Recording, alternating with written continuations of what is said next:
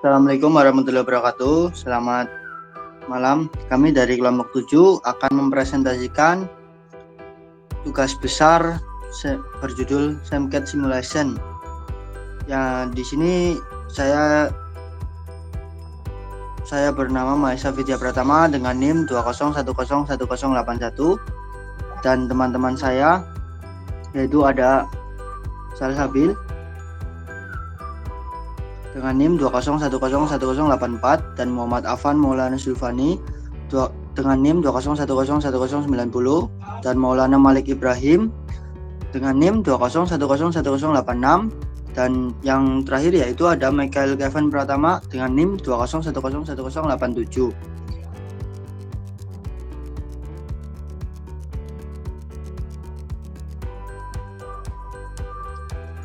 Oke, next.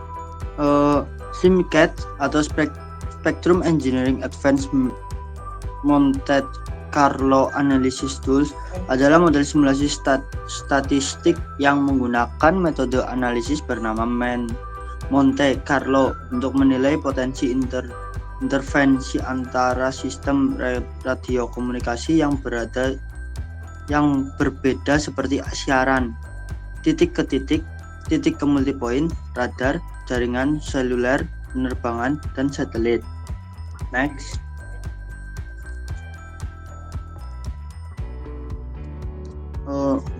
SEMCAT mendukung analisis dan perencanaan spektrum radio dalam konteks sistem radiokomunikasi yang kompleks. Yang pertama itu adalah evaluasi interferensi. Yang kedua, buat beberapa kelompok dalam satu kelompok minimal terdiri dari 5 orang. Yang ketiga, pengumpulan data. Yang keempat yaitu ada presentasi hasil dan kerja penelitian per kelompok.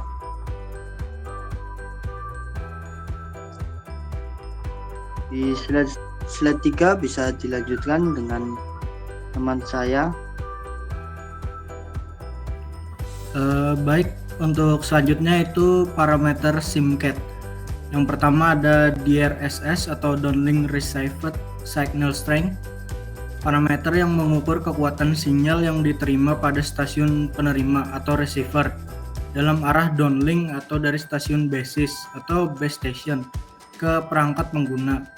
DRSS umumnya diukur dalam satuan desibel miliwatt atau dBm. Next.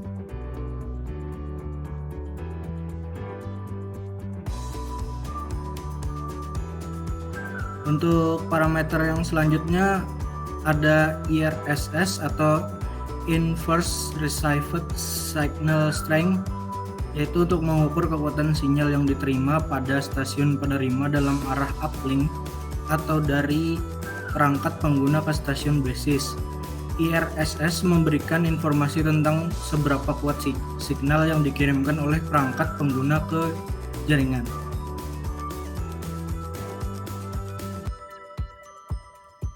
Selanjutnya bisa dilanjutkan. Baik, yang ketiga yaitu carrier to interference, yaitu adalah perbandingan daya sinyal pembawa atau carrier terhadap rata-rata daya sinyal pengganggu dari transmitter lain. C/I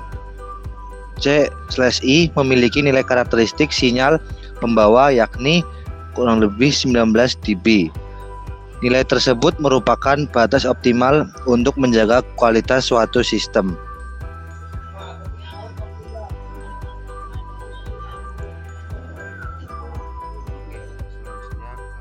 Ini adalah gambaran daripada proses pengiriman suatu sinyal ya. Di sini bisa dilihat terdapat 4 sebuah base station. Ini ada base station yang pertama itu terdapat interfering link receiver, jadi untuk antena sebagai penerimanya.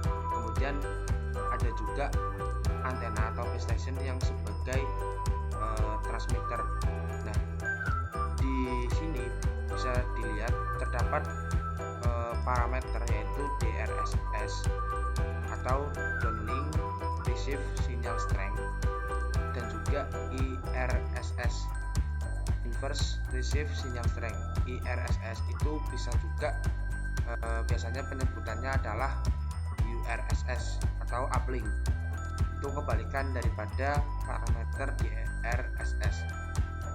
Nah, seperti yang gambar pada sebelah kanan itu gambar sebuah base station. Itu dia melakukan uplink maupun downlink dari mobile station. Jadi nanti daya sinyal yang dikirimkan itu jika di-upload itu akan menggunakan beberapa parameter yang sesuai atau yang digunakan dalam simulasi SimCAT. Untuk lebih jelasnya bisa langsung ke simulasi.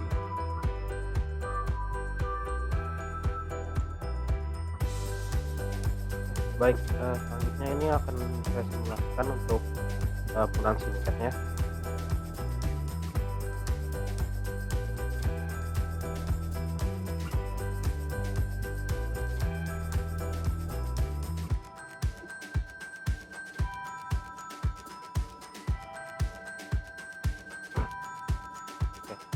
Baik,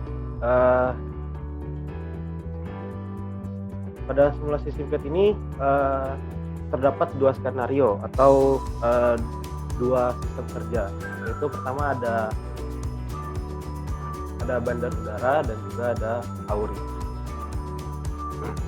Untuk tiap sistem kerja di sini itu ada beberapa parameter yang disebutkan. Untuk pertama ada di sistem kerja bandar udara. Untuk di receivernya ini untuk gennya itu menggunakan parameter 8. Kemudian untuk bandwidth yang digunakan itu adalah 200 kHz. Kemudian di receivernya juga ada dari ketinggian antena. Untuk ketinggian antena ini menggunakan satuan meter. Jadinya di sini menggunakan tingginya sekitar 60 meter.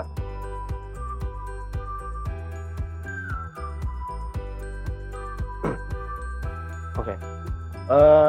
Untuk transmitternya di sini sama. Ada gen yang digunakan, itu gen di transmitter itu ada 9 dB. Kemudian untuk powernya itu menggunakan 30 dBm. Ini menggunakan nilai 30 dBm. Kemudian untuk tinggi antena di transmitter ini menggunakan satuan meter, yaitu menggunakan nilainya 0,7 meter. Ini untuk nilainya. Oke. Untuk di bandara udara ini sendiri menggunakan frekuensi yaitu 119 MHz. Ini untuk frekuensinya itu 119 MHz. Kemudian beralih ke positioning dan propagation. Di sini menggunakan mengubah nilai delta X-nya. Di sini nilai delta X itu satuannya itu adalah kilometer, dan nilai untuk delta X-nya itu sendiri adalah 20 km.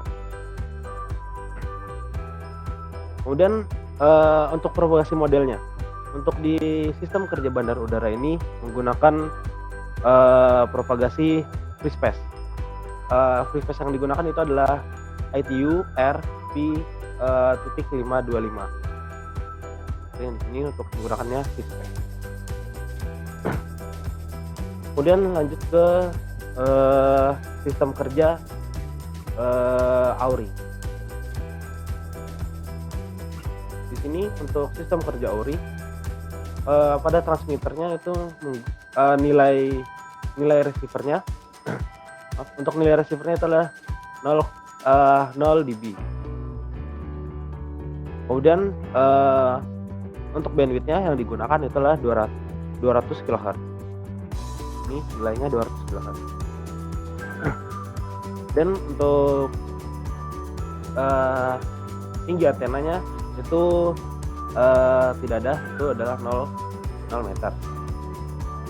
Kemudian lanjut ke transmitter. Di transmitternya itu sendiri untuk antena transmitter itu untuk gainnya itu bernilai 7 dB. Lanjut untuk powernya pada transmitter itu menggunakan nilai 33 dBm.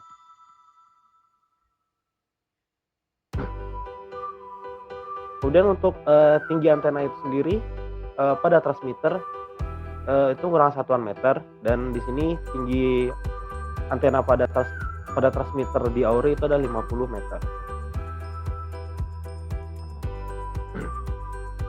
Kemudian untuk di positioning dan propagasi di sini nilai delta X dan delta Y-nya itu tetap 0. Namun di frekuensinya itu di sini menggunakan satuan megahertz dan nilai frekuensinya itu sendiri adalah 125 MHz. Kemudian untuk propagasi modelnya di sini sama seperti di bandar udara, menggunakan free space yang bertipe dari ITU RP.525. Kemudian untuk simulasinya di sini bisa ke skenario. Kemudian di dalam skenario ini sendiri menggunakan library-nya free space juga. Kemudian awal di simulasi control di sini number of event-nya itu menggunakan 10. Ini hitungannya dari per detik. Ini di sini menggunakan hitungan 10 detik. Dan dicentang. Selanjutnya dilakukan start pada skenario untuk melanjutkan ke simulasi. Kemudian di sini ya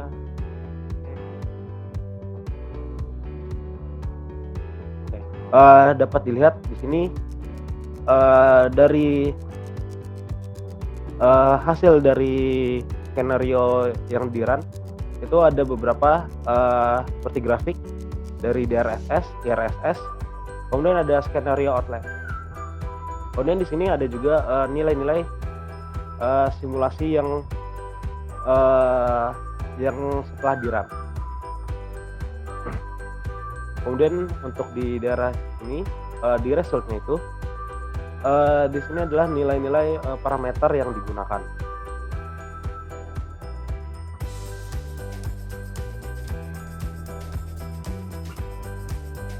Kemudian lanjut ke sini.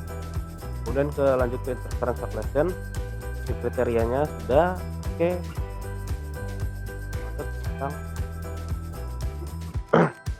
Kemudian untuk di sini setelah dikalkulasi untuk probability atau probabilitasnya itu adalah 1,0 yang dimana nilai 1,0 itu tidak sesuai dari standar yang diharapkan. Oke, sekian untuk simulasinya. Oke, ini sekian presentasi dari kami. Mohon maaf apabila ada salah kata. Sekian dan terima kasih.